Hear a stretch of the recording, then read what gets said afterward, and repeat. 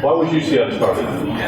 To support NASA, right? How many years ago? 63. 63 years ago to get us to where we are today. What are they doing? It's not getting to the moon. It's not doing shuttle. It's not going to Mars. And where did it start?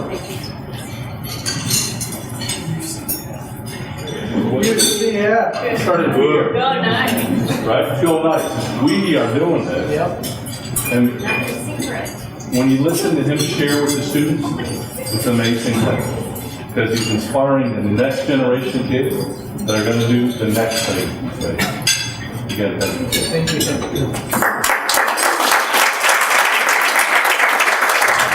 So it's a great honor, great pleasure to introduce Jason, and he's the recipient of our Ad Astra Award.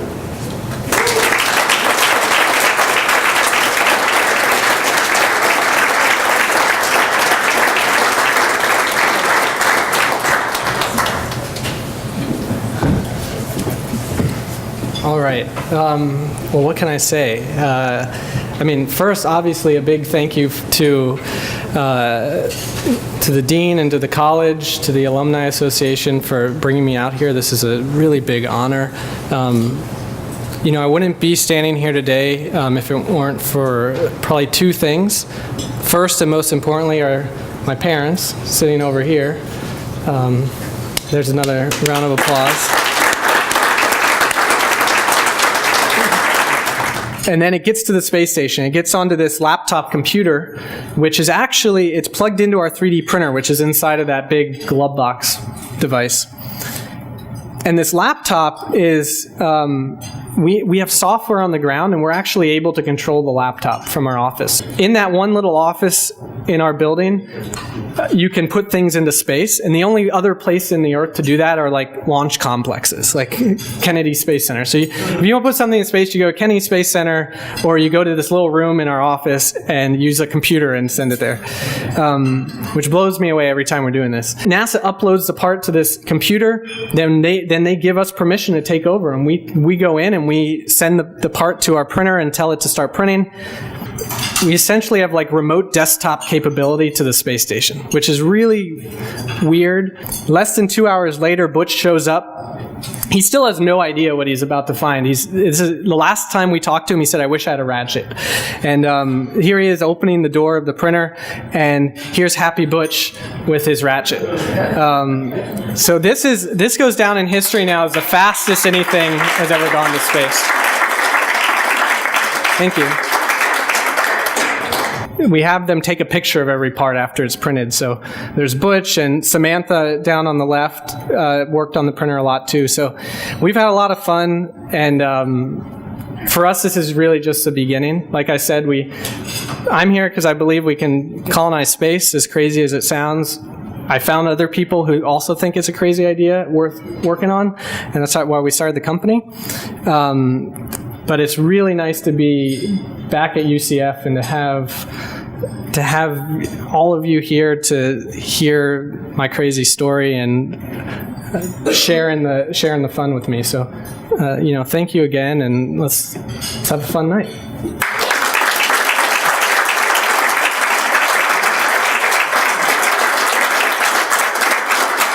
Dinner's going to come out. We'll just take our time to get dinner rolling, so we got kind of quiet while you talk. And then if you want to get a drink, the bar is open.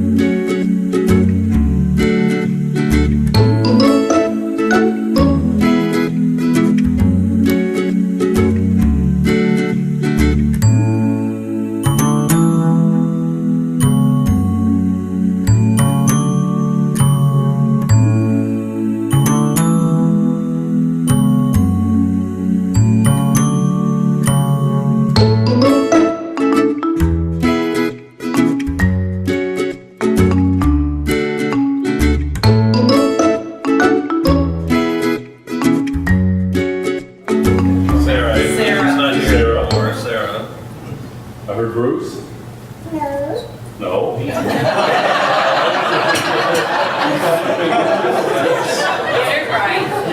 got the real privilege and honor of introducing this year's annual CECS Distinguished Alumnus Award. He'll share some of his story, but he's going to demonstrate his leadership. He's going to share some of his successes, and he's going to share some of his failures and lessons learned. And if you think about what we want to do, what we're trying to do in college is change the world, it's not always going to work. And so being willing to share both success and failure and being a little vulnerable in front of strangers demonstrates his very unique leadership. So great honor, great privilege to welcome our annual Alumnus Award, Ian. Thank you.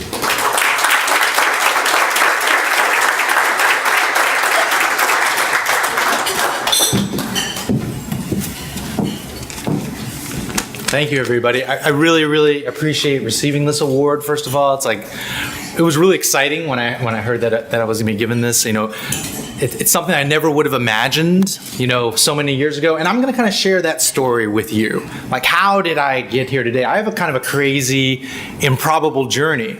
And I started off, I was a slacker freshman. And I went from that to getting things together maybe to being in the corporate world, and I was kind of a corporate drone. And then from there, I went to being a serial entrepreneur. And then from there to kind of financial freedom. And it's how did, all that stuff happen? And like I said, it's very kind of crazy. So I'm going to start with this, actually before I got to UCF, because I transferred to UCF. I actually went to Marquette University, which also a very good school, but I didn't know really what I wanted to do. So I went quickly from A's to B's to C's, a few D's, and so my grades were not great, and I drifted.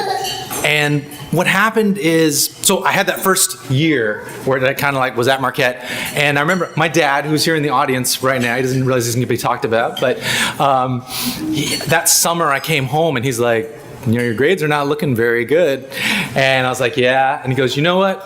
You're going to get a job. And I was like, what? I'm going to get a job? So, I was not happy. But it was like the best thing that could have ever happened to me. Because what happened is I ended up working in a restaurant. It was a job I could get. And when I went into that restaurant, the people around me were working in the kitchen. And in the kitchen, it's really hot. It's really uncomfortable. They would work 6 to 7 days a week. They had no time off. They had no opportunity for advancement. And I was like, wow, this is exactly my future right here. I'm seeing it in front of me. And so that whole summer, I thought about it, and I was like, you know what? I got to turn things around. I got to change things around. So I went back to school. And I was like, well, how do I do it? Well, I don't even know what I want to do. So I read a book, and the book is called What Color is Your Parachute? And it's a good book. And it talks about you need to find what you're passionate about, something that you can wake up every morning and really be excited about. And if you got that passion, you're going to be able to become in the top 10% of whatever it is that you choose to do. And if you can be that, you're going to succeed. And so I thought, okay, what am I passionate about? And actually, again, because of my dad, so he worked at NASA. And this was when I was a teenager, this was early 80s. This was before PCs even, so it was a while ago. And there weren't very many computers, but my dad actually bought us a computer. And there were 2 people that I knew. We were one and someone else had a computer. So I loved programming on that thing. And I thought, that I would spend all day, if I could, just programming that computer. So I thought, that's what I love. But I was like, but is there going to be a future? So again, this is before PCs, definitely before the internet, definitely before mobiles. So who knew if it was going to work out? And there were a lot of people that said, I looked it up, and a lot of people said, the computers are all right, but there's not going to be that much of a future. You got a few mainframe jobs, and that's about it. So, yeah, they were kind of wrong. But at the time, I didn't know. And I remember, but there was one guy who had written an article, and he wrote in that article, and he said, computers are going to take off, and they're going to be awesome. And I didn't know. So I thought, you know what, I don't know. In the end, I'm just going to have to go with my gut. And there's a bunch of people saying this isn't going to work, but I'm just going to do it. So I did it, and I was really excited. I'm like, okay, I made the decision now. I'm going to transfer to UCF, and so I got accepted into UCF first of all. So I was super excited, starting a whole brand new, kind of starting from scratch. And but right away I was in for a rude shock because I went in to my first class all excited and everything. And actually what I had done is at Marquette, I had taken a computer science class before and to kind of tested it out. And I was like, oh, it's so easy. I was like, oh, I didn't even have to study. I didn't even crack open the book. And I was like, oh, I got an A. I'm like, oh, this is going to be no problem. And I got in my first class, and it was discrete math. And I had taken discrete math. Yeah, okay. People know where this is going. So I had taken discrete math 1 at Marquette. It was really no problem. And discrete math 2, all of a sudden we were talking about theorems and proofs and this very abstract stuff. And we hadn't even touched on that. And seriously, I could not understand a word that was being said the entire lecture. And I was like, well, I'll figure it out. It can't be that hard. It just got worse and worse and worse. Every day went by and I was like, okay, I have to drop this class. I have to drop the first class or I'd fail, in my new career. So it was a little discouraging. But I thought, you know what? I'm going to have to do pretty much what, anyone here who is a computer science graduate ended up doing. I'm going to have to work my butt off. And I'm just going to go into the labs and I'm going to learn this stuff and I'm going to figure it out. So I did. And I worked really, really hard. And I remember I was like so proud of myself because of all the hours that I put in. That final, so I'd gone from B's and C's and D's to that final semester. Actually, the last 2 semesters I got A's and I made the dean's list. And I was like, wow, I finally turned it around. I was really, really excited, and I thought I had it made. So I said, I'm going to go out now into the work world. I can finally get paid doing what I love to do. So I graduated, and I was kind of hit in the face because by reality, what happened was this was the early 90s, and we were in a recession. So there weren't a lot of jobs. So unfortunately, it was exactly like those people who said, no, don't do it, were saying. And I remember I interviewed and I couldn't get a job. And the feedback actually was, oh, well, if your grades were a little bit more consistent, maybe you would be the type of person that we would want. And I was like, I can't believe this. It's like I thought I was behind all that stuff and I had moved on and I had put in so much work, and here it was still counting against me, and I'm never going to get, so it's like, it's not fair. But I kept at it, I kept trying, I kept applying for different jobs. Finally, it was 7 months later after graduating, a UCF job fair. And there was one job, and it was working in a place I didn't want to work in, which was the mainframe, which was the older technology. And I was like, I don't care, I'm taking it. So I went in there, I applied, they accepted me, and I was like, okay, here we go. I finally made it. I'm going to be programming for a living. So I went to get my first job in the real world, and it was a little bit of a shock because the moment I went in there, well, first of all, I knew it was going to be old technology, but it was old. I mean, it was like you were trained every day to run a sports car. You know all the parts of a sports car. You know how to drive it. You know how it performs.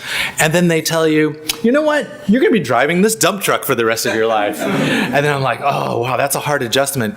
And then the second thing was that people were so behind the times because, I knew all the latest and greatest. I came out of school, I had like all these things, and I remember there was something for those that program. There's something called a debugger. They know what it is. It's something that helps you debug programs. You love the debugger. It's like it makes you 5 to 10 times faster. Well, they weren't using a debugger, and I was like, oh, okay, great. I'm gonna get them to love me. What I'm gonna do, I'm gonna go in there. I'm gonna learn how to use the debugger. I'm gonna present it to them. I'm gonna show them how it all works. They're gonna think I'm a hero. So I remember I did that. I invested all the work and set it all up. I did it in a meeting, and I looked around, and it was kind of a strange reaction. It wasn't the reaction I was expecting. And when I sat down, my project leader she said, well, thanks for that presentation, but we won't be using that here. And I go, what? And she said, really a real programmer could do this stuff in their head. They're not going to need to use tools to cheat. So I said, whoa, okay. So this is probably not the place for me. So thankfully, I was learning how to interview pretty well. So I got another job in that same company, the only PC division in that company. I was like, cool. Okay, I'm going to be working on stuff that I love to do finally. This is going to be it. Well, I got to the PC division, and since they were only PC division in the whole company, they were like, you're going to be working 60 to 70 hours mandatory for the rest of the time that you're here. And I was like, wow, I guess you can get away with that, huh? And yeah, they pretty much could.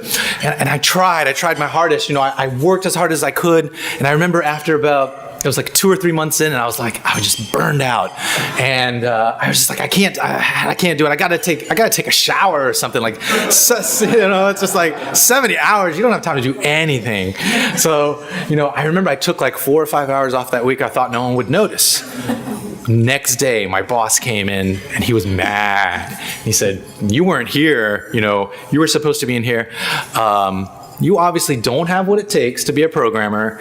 You are demoted. You're demoted to support, and you're going to be working on that for the rest of the time." And I thought, okay, I got to get out of here again. So again, I interviewed, and I said, you know what, forget working for other people. I'm going to be a consultant. So I did that, and I got a job as a consultant.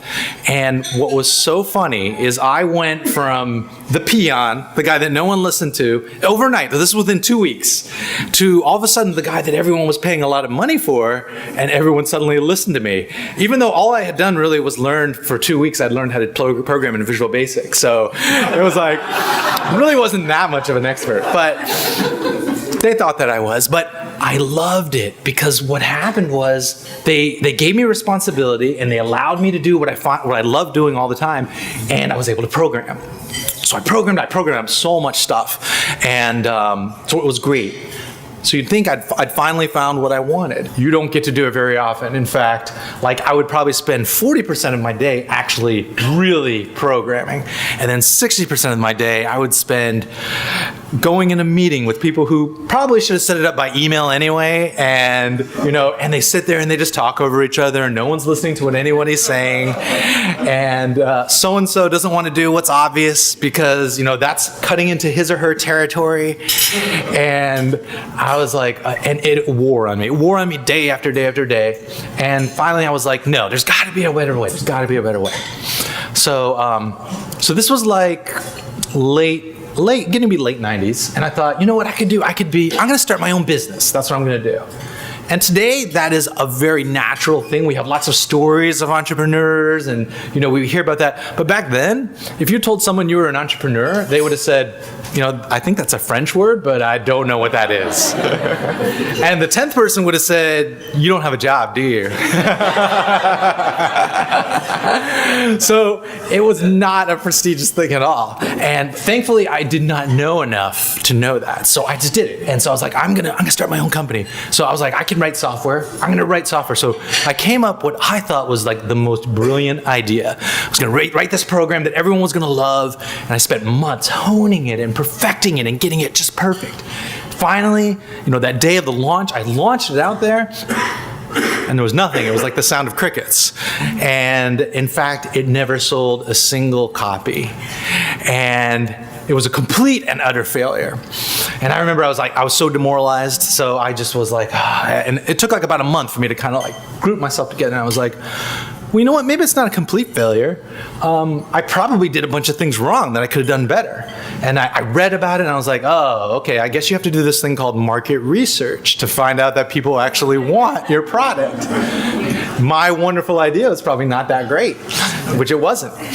So I tried again. And I was like, okay, I'm going to do market research. So I did that, and I found out that people were trying to create Windows help files at the time. It was really hard to do. So if I could create a program, maybe they would want that. So I created a program. I did it. I did all the time again. It's a lot of work.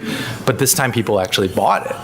And not only did they bought it, they were buying a lot of it. And I went from, just complete nothing to all of a sudden people were just sending me checks in the mail. And this was before PayPal, so they wouldn't send an electronic payment. It was actually like a physical check. But I wrote the program one time, and then all of a sudden I was just reaping the benefit over and over and over again. And I remember I was adding it up. I was like, I made $2,000 this month for not doing any work. And then the next month I was like, this is $3,000 for not doing any work. So this is a pretty good system. So I was like, awesome. I bought a car. I paid off my mortgage. I got a new place, a new townhouse. I thought, this is awesome. I'm finally doing it. Well, it lasted about 2 years. And then Microsoft kind of pulled the rug out from under me and my whole company. What happened is they came out with a new innovation. New innovation was new version of Windows. You don't need to create the Windows help files. So the users loved it, but I didn't, because basically my sales dried up down to nothing. So overnight, it was gone. And so I was back down to where I started. And so I thought, so again, I was like really demoralized, and it's like, what am I going to do? And it took me a while, but I was like, I thought about it, kind of regrouped. I'm like, there's this new thing that's out. This is, again, late 90s, called the internet, that seems like it's going to be big. And I thought, I have so much source code. Now, for those that don't know what source code is, it's like the building blocks of programs. I have all this source code. If I could share it with other people, they could build their programs so much faster. And so I thought this could be a really good idea. Now, eventually it became known as something. It became known as this thing called open source, which is the idea that you take your source code and you share it with other people. But at the time, it didn't have a name, and I didn't know if it would work. So I just tried it. I just thought it might be cool. So I put it out there, and it didn't do great right away, but over the next 2 or 3 years, it grew, and it grew, and it grew, and to a certain point, it kind of snowballed, and all of a sudden, I was getting 4 to 5 million people coming in every single month to my website, my little website that I'd set up, and it even got to the point where I didn't even have to put in any source code, because they were just sharing it with each other, and it was making a lot of money. It was, so this was like late 90s. And so back then, I was telling these guys the stories today, like back then, Microsoft would pay you, so Microsoft and Oracle would advertise. Today, they might pay you like 50 cents to put your ad 1,000 times on your website.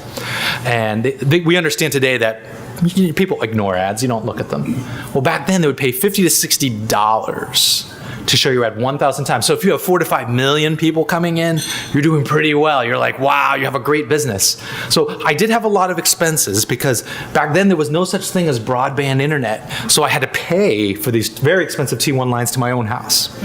So and I had to pay 2 employees, but still it was a great business model. So I was making probably about maybe $10,000 to $12,000 a month for not doing a lot of work. I was just sitting there, and I was like, and it was like, so, I just managed my employees, and that was it.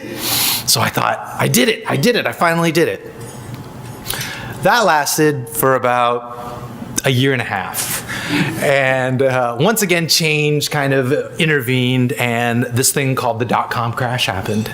So 2001, all these companies that were listed on the stock market that everyone thought were going to take over the world, Pets.com, and all these different companies, all of a sudden, maybe it took one person who was like, I don't think these companies are ever going to make any money ever.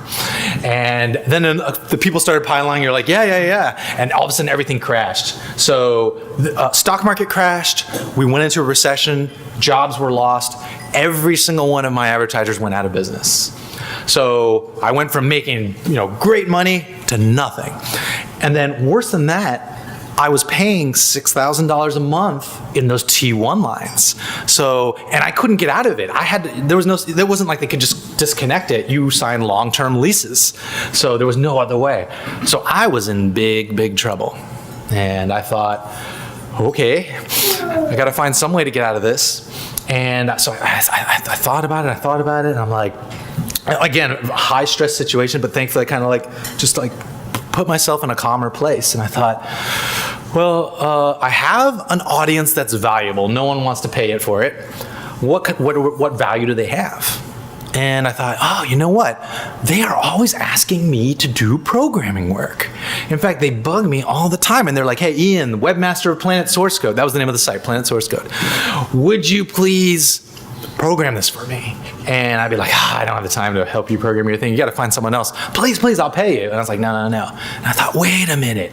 If I could create something where they could get that programming work done, that could be really valuable. But I don't want to be in the situation where I was before, where I'm doing the programming for them. And, what if I could create it where other programmers would work with them? But I was like, oh, no, that's not going to work. They don't trust them. And I thought, well, maybe if I could set up some sort of arbitration system and some sort of escrowing system. So I kind of created this whole system. Now, it ended up that these things became standard on all the online marketplaces. But at the time, I didn't know if it would work or not. So I threw it out there. And actually, I was on a trip with my sister, who's here up there, filming up there. And it was a long trip. It was to Italy, and we were back. So I was on a little laptop, and I was like, so it was really easy to create the thing and try it out. So I was like, throw it out there, try it out. So I threw it out there.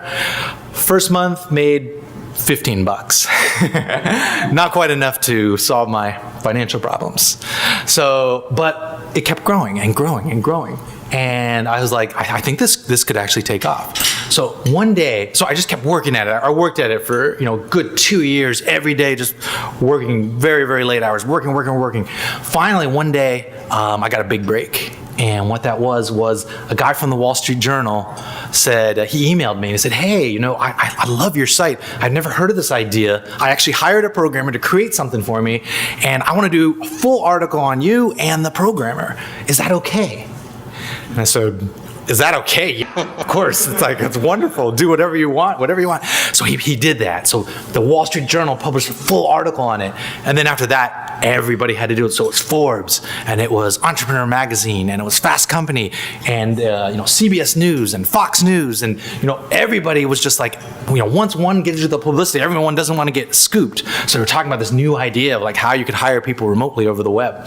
So so all that was going on, and the company grew and grew. It grew to 15 employees. It was growing to about 11.1 million in yearly revenues. It grew to, it won all sorts of awards. I mean, we grew to, we were named one of the 100 most innovative companies by Entrepreneur Magazine, won the Inc. 5000 fastest growing companies in the US 4 times in a row. So it just grew. And now I could finally say, I did it, because I did it for 10 years. And I ran this company, I built it up from nothing to actually being something that sustained itself, and I was providing other people with jobs, and it was like I had a little family around me, and I was like so excited. So I did that for 10 years. And then another change happened, but this time it was a good change. What happened was I met my beautiful wife, Elise. And we were going to have the baby Gio, who was right there next to her. And I thought, you know what? I've had a great run here, but I am working really, really hard. I'm working till 2 in the morning, many mornings, and just going like crazy. It's like, I'm not sure I could do this. It's like, my son's not going to know who I am, really, working these kind of hours. And so what I did was, so I was thinking about that. Now, at the same time, the CEO of another site called freelancer.com was bugging me every single month. And he was like, Ian, would you like to sell your site? Would you like to sell your site? And I thought, he's just trying to get our secret information and try to find all our stuff, and then he's just gonna he's not serious. So I always ignored him. No. Well, finally, one month he sends me an email and he goes, look, I'm gonna tell you something nobody else knows. We are just about to buy the number 4 site in all the marketplaces, Scriptlance. Why don't you talk to him, give him a call? I said, oh, okay, can't hurt. So I give him a call. The guy's name is Magnus, the CEO. And I call him on the phone. I'm like, hey, Magnus, how's it going? And he's this very dour, kind of serious, always a very serious kind of guy. I say, hey, Magnus, how's it going? And he goes, I'm doing great. And I was like, okay, who's this? Who am I talking to here? I can't believe it. I was like, any news you want to tell me about? Anything going on? And he goes, oh, I'm going on a trip around the world. And I thought, oh, wow. And he went on to tell me, he was like, well, there's a commodities boom over in Australia where Freelancer is, and it's like the .com days over there. And they treated me so well. So anyway, so I was like, oh, wow. So maybe this is the time. So I had to still think about it a lot because I had built this company. It was so much a part of me for 10 years. So it may seem silly, but it actually was very hard to do. But I finally did make the decision. I was like, okay, we're going to do it. And between that time of deciding to do it and actually doing it, it took just a month and a half. So we did all our due diligence and we did our deals with these guys, and they were in Australia. We never met in person. So we did a multi-million-dollar deal completely over the internet, virtually. And when it was done, took that month and a half, I was like, I breathed this huge sigh of relief. First of all, that we'd done it, because you never know if it's going to turn out.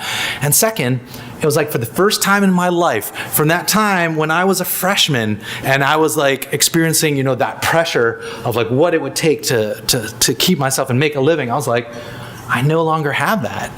And it was an amazing thing. And the most amazing thing was the fact that I was there when little Gio had his first words. And like, so many fathers never get that chance. And I thought, I just couldn't believe that I had such an incredible opportunity. His first words, you know, we have this great video of like his first words, and the first time he walked and the first time he crawled. So that's been incredible.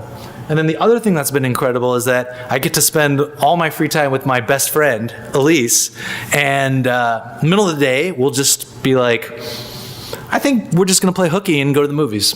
And everyone else is working, and we're like, that makes it even more fun. So we just go off and we will go to the movies. Let's just go out to eat. Okay, that sounds great. And so we have a great time doing that. And but the other thing is, I actually learned something about myself, which is the fact that if you are the type of person that's an entrepreneur, there's something inside of you that you can never, well, let's just put it this way. When I wake up, and we talked about this, it's like when I wake up, I don't feel good unless there's some big problem that I want to solve. And if there isn't that, there's just like, it's a very empty feeling. So again, against advice, which is like the thing that I typically do, I decided to start a new startup. So I decided to start a mobile startup because I figured mobile is where everything is going. And but this time I don't have the financial pressure. Like my back's not against the wall like it was every single other time. So I've actually been able to enjoy it, and it's been really, really nice.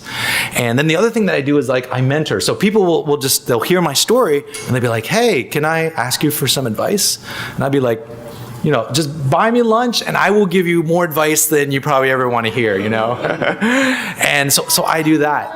And so it was really awesome. I actually went to my very first, so I had this guy, he came to me as he wanted advice. I gave him advice. He got accepted into a very prestigious incubator.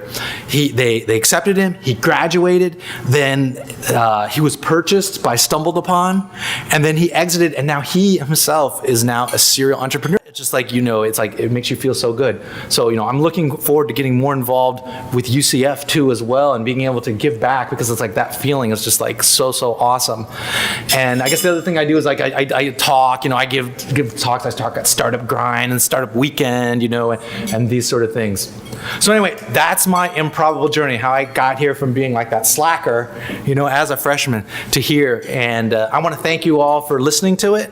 And I want to thank you again for this award, because it just means really so much to me. Thank you so much.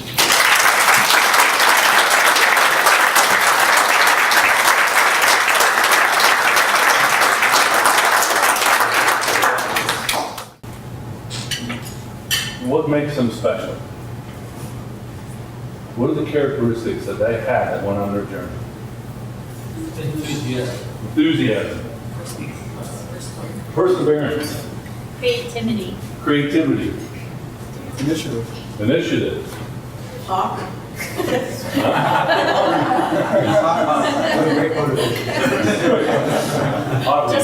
Yep.